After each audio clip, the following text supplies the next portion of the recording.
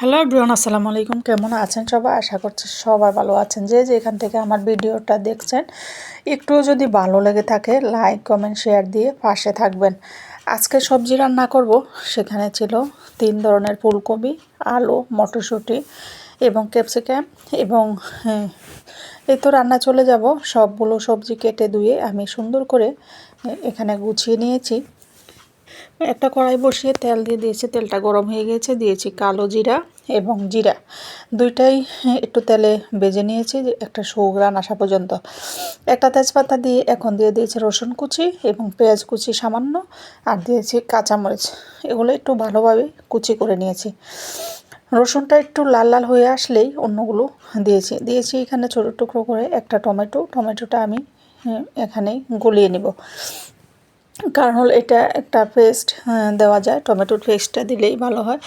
দিয়েছি স্বাদ মতো লবণ, সামান্য হলুদের গুঁড়া, ধনিয়ার গুঁড়া, জিরার গুঁড়া 1/2 চামচ করে। এই তো আমি টমেটোটা সুন্দর করে নেড়ে চেড়ে গলিয়ে নিচ্ছি। এখন অন্যান্য সবজিগুলো দিয়ে দিব।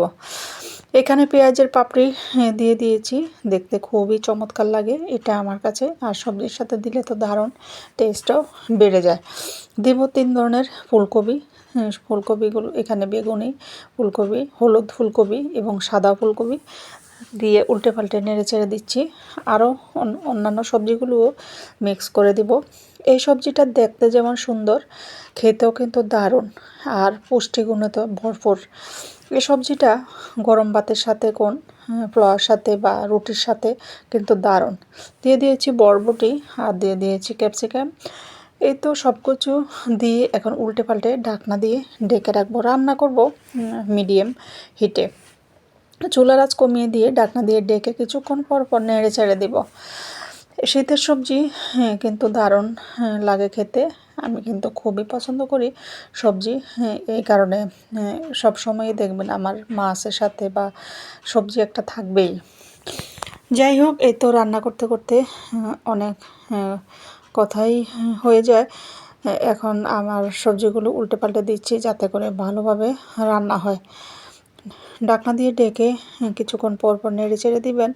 এই সবজিটা দারুণ হয়েছে, খেতেও কিন্তু টেস্ট অনেক ভালো হয়েছে।